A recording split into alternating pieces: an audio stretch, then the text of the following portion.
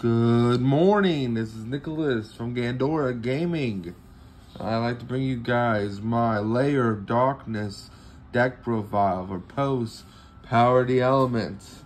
Now, Lair of Darkness is one of the cooler archetypes that have been floating under the radar for the last couple years. This deck came out in a structure deck the time that Sky Strikers was just getting released, which was a very long time ago.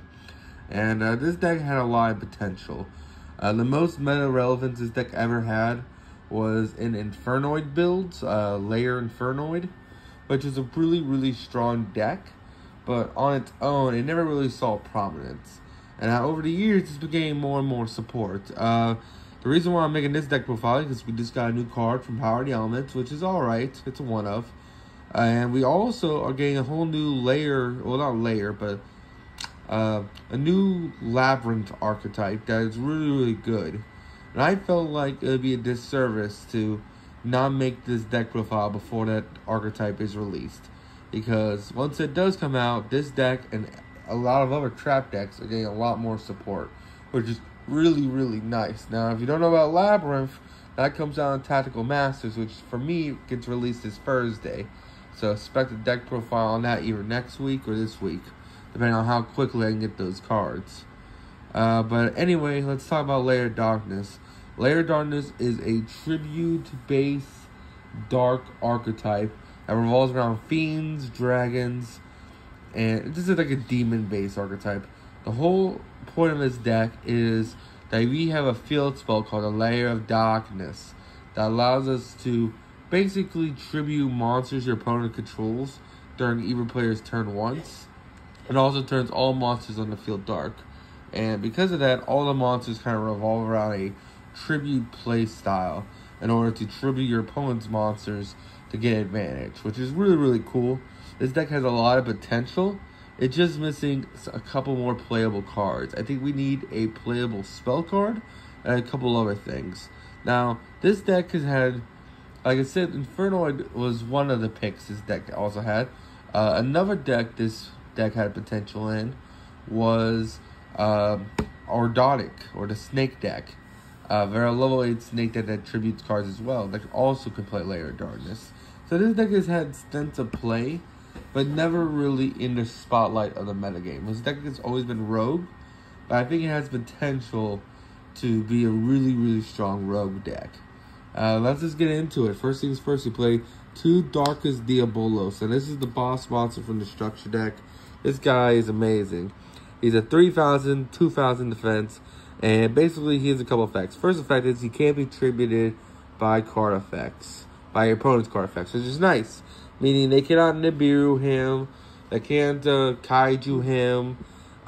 He's just here to stay. You can't tribute him away, which is really nice.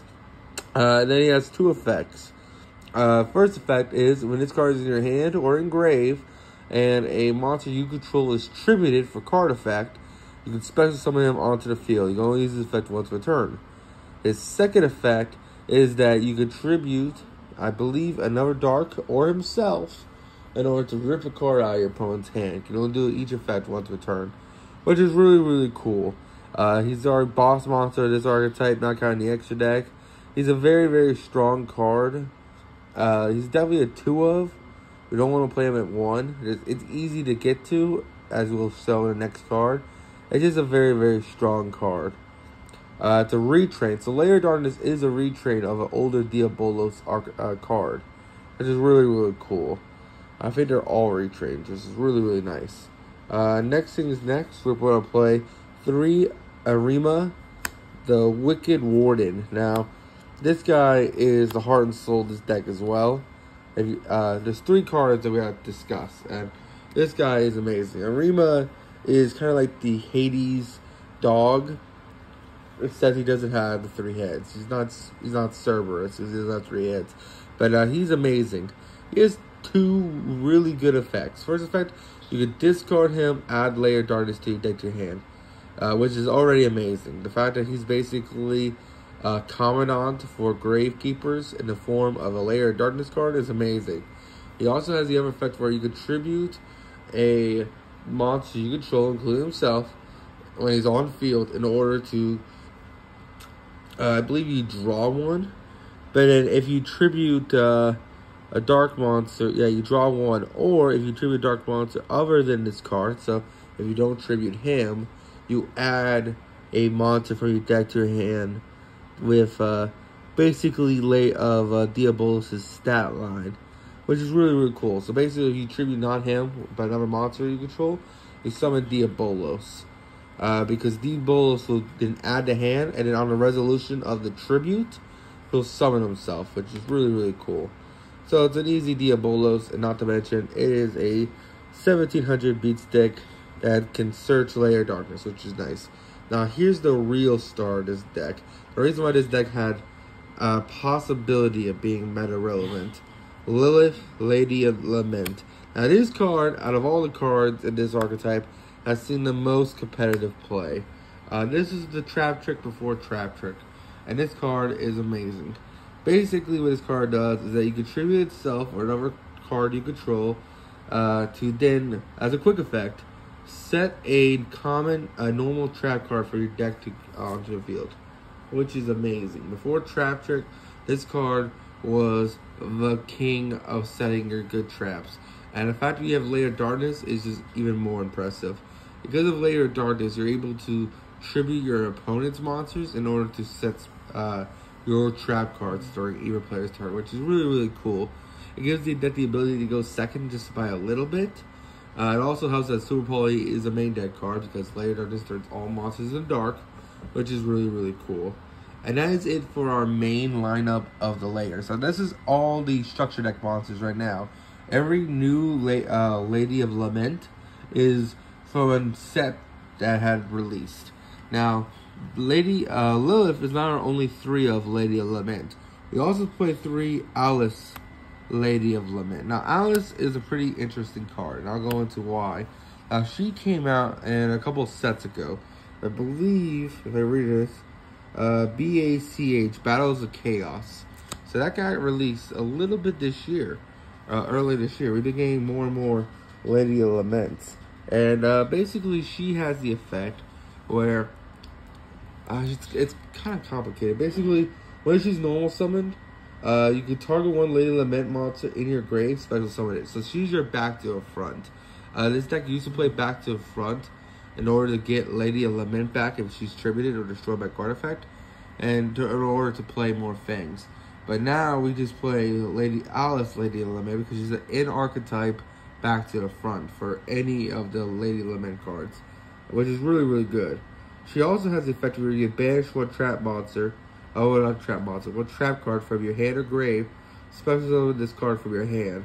And if this card is tributed for card effect, or destroyed by opponent's card effect, you could add one Fiend monster from your, whose monster in defense is 2,000 from your deck to your hand.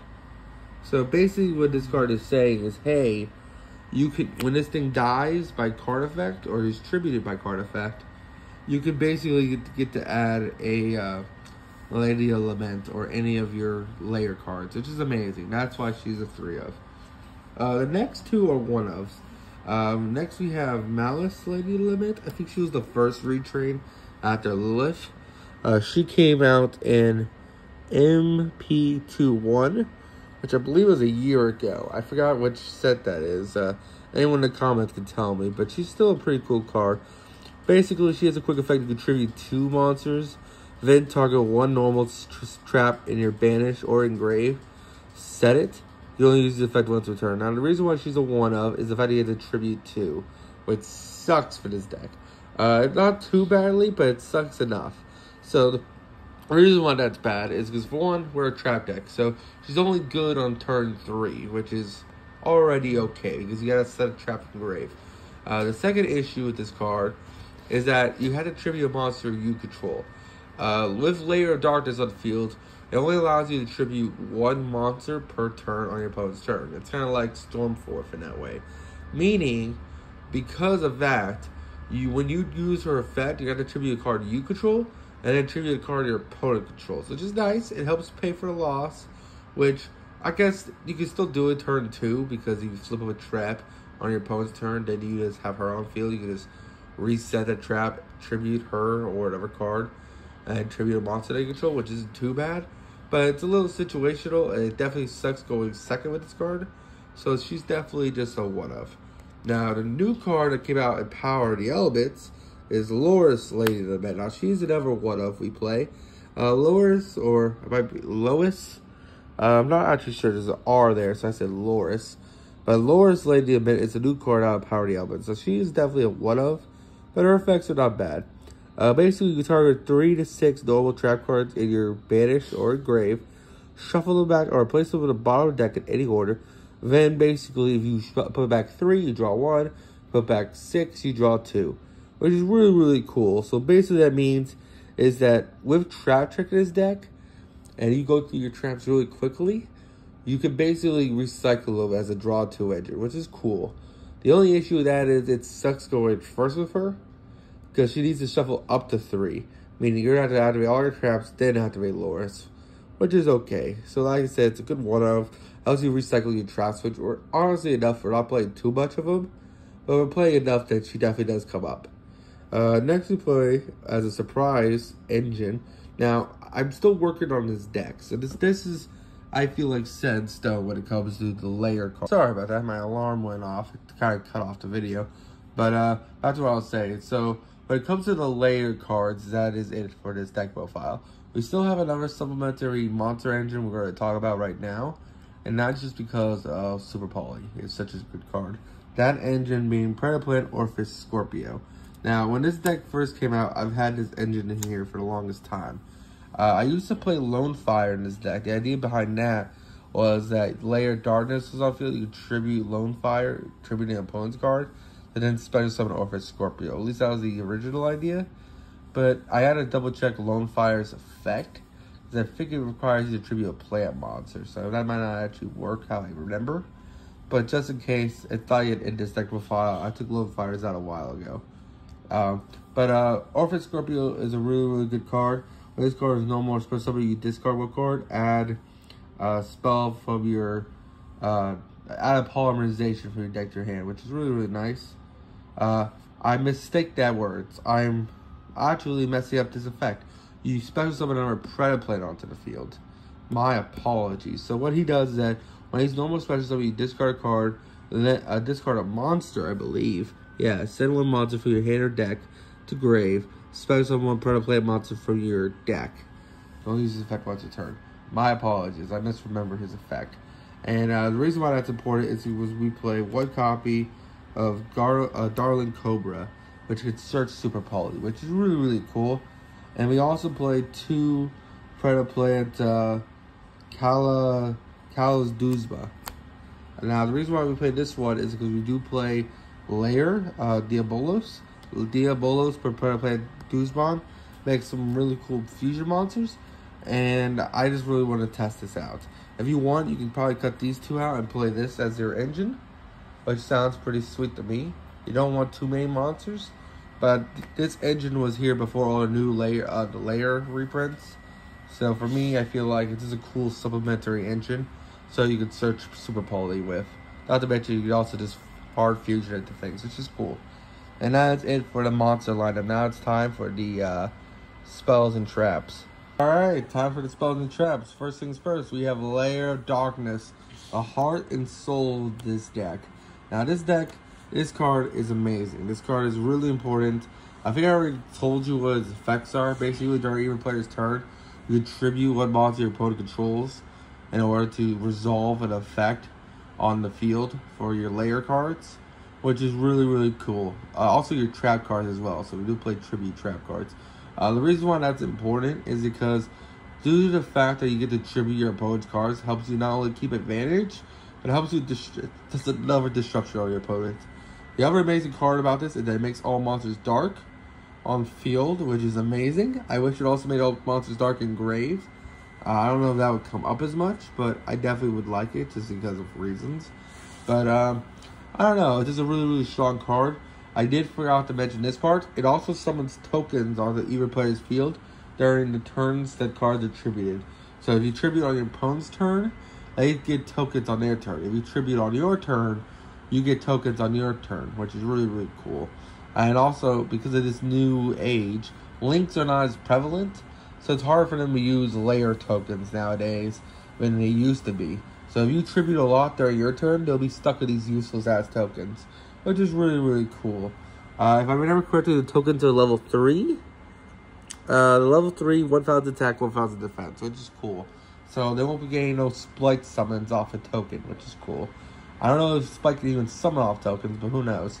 And that is it for the field spell. Next we play one Foolish Burial, not Foolish Burial, Terraforming to get to it. We also play... Alright, so next thing's next. We play 3 Super Poly, which is definitely essential for this deck. Now, you might notice that one of these is green. Currently I'm borrowing... basically, I'm still needing to get another Super Poly. I'm actually sharing this card right now with my Tier Element deck, so I had to take it out of that and put it back in here. This originally was in the Lair deck, but I had to take it out for a side deck card for my Tier deck, which is doing pretty well right now. And Super Poly is amazing. Use something on their opponent's board. Lair Darkness turns all monsters into dark. This card can literally wipe out their entire board. You have 3 monsters in the field. Super Poly says you can't negate it. Choose summon 3 away, which is really, really good. Next we play is 3 Allure Darkness, because we're playing a lot of darks, and we have a lot of normal summons in this deck, which will be the one complaint I probably make about this whole list. It's a 42 card deck, and we have like 6, 7 normal summons. That's the one thing about Lair. They really don't have extenders. That's why I like Alice so much, because she just spends summon herself from the hand, which is cool. But besides that, Lady Lamenta's a normal summon. Arima is a normal summon. Loris is a normal summon. The Predaplants are a normal summon. So there's a lot of normal summons in this deck, which I wish there was more special summons. But hey, maybe in a future deck profile I can show you the more special summons. I think Labyrinth does help this deck out a little bit, so I can't wait to show you off that in the future. Next, it's time for to go to the trap cards. Now, the trap cards might be a little controversial, but I think they're pretty good, at least in my opinion. So let's get into the trap cards. We played 2 Bottomless Trap Hole. Now, people are probably thinking, Bottomless is such an outdated card. Why are you playing Bottomless? The reason why is because a couple of reasons. Against decks that mass summon, Bottomless is a really, really good card. Not to mention banishing cards is really, really nice. Now, in the current format, Bottomless isn't that good because all the spikes are a little too low to get hit by Bottomless. Not to mention, what's it called, the Tier Elements and Branded can kind of special summon themselves out of it. But if you go against a Sword Soul matchup or a Pendulum matchup, Bottomless is just great for mass removal. They try to pendulum a board away, you just Bottomless their whole field away, which is nice. It's another really good matchup, like I said, against Sword Soul or Synchro-based decks, because they summon out their Synchro. Yes, you don't get to summon, but you do just Bottomless them. You force out in the game. If you summon a Baron, you're forcing out a Baron with Trap Hole, which is nice. Next thing's next. We play 2 Dimensional Barrier. Dimensional Barriers is a really strong card. Lately, you lock them out of the deck. You're playing against Tier, you call Fusion, go against Sword Soul, you call Synchro. You kind of just lose. It's a very, very strong card. And, yeah. Next, for our virus. After the Dimensional Barriers, we play 4 Virus cards. Now, I do want to fix this up. I'd rather play 2 Eradicator and 2 Deck Dev and take out the Full Force Virus, because Deck Dev is really good against Splight right now. Well, this card kind of hits Splight, but not really. It hits only Splight Blue, I believe, which is alright, and Jet, but it doesn't hit Carrot or Red, which I guess is fine, but we really do need another Deck Dev. I used to have a whole bunch of these because I bought the structure decks. This came in the structure decks, which is really, really nice, but I haven't found them since. They're in my bulk somewhere. I had to find another one. But 2 Deck Dev, 2 Eradicator. If I had to explain what these cards do, basically, monsters with 1500 or less defense are destroyed with full force. Eradicator says that you tribute a 2000 or higher monster. All monsters your opponent, you choose either spells or traps. Every spell on the field or every trap on the field is destroyed, and also in their hand. And then for the next 3 turns, every time they draw one, it gets discarded, which is a really, really strong, stupid effect. Go against Sky Strikers, call Spell, and they're losing the duel. And if you go get the trap deck, you call it trap, they're losing the duel, which is really, really strong. It's not as good against like monster heavy decks, which is currently our format right now, but it's still a really, really strong card, and that's what the two of. Now, deck dev is really, really great. This tribute a dark monster with 2,000 more attack. Look at your opponent's hand, all monsters they control, and all cards they draw until the end of this turn, their turn, with 1,500 or less attack. And the reason why that's great is because it hits Carrot, Red, Jet, and Blue, which is an amazing, amazing card. And that's why we played over 4 force. So this should be 2 of this instead of 1/1. But yeah, that is it for the normal traps. Our last trap we played as deck is Ghost and Match. Ghost and Match is a great 3 of. It's kind of like the idea why zombie decks play Rivalry. If we have Lair Darkness plus Ghost in our field, they're locked into Darks. Now, against a what's called Tier Element deck, that isn't too bad, because the tiers are usually dark anyway, and so are the fusions. But if you go get Splite, and you flip up a Ghost and Match on them, they kind of just auto-lose, which is really, really cool. City goes for Sword Soul, and City goes for a lot of other archetypes. The only one that doesn't really hurt as bad is Tier, which we play main deck Super Poly for a reason. And that is it for the spells and traps. It's time to go on to the extra deck. I hope you guys enjoyed the main deck pull. Alright, time to go over the extra deck. Now, the extra deck is still a work in progress. I believe it's only 10 out of 15. So there's a lot of flex spaces you can put in this deck. To be honest, the extra deck for Lair of Darkness isn't important. It's honestly just Super Poly targets. So let's just go into the Super Poly targets, shall we? First, we played 2 Predator Plant, triple try. I can't pronounce any of the Predator Plants. Their names are literally confusing. But 2 of this guy. This guy is amazing. He just got reprinted, as you can see. I think one of these is the original printing and the other one is the reprint. I'm not sure which. But this card is really, really strong. So basically, it's 3 dark monsters in order to summon this guy, which is fantastic because that means they have 3 monsters on the field. You can Super Poly all 3 of them away in order to make basically a solemn warning on legs, because anytime your opponent activates effect that would summon a monster, you could just negate it, which is amazing.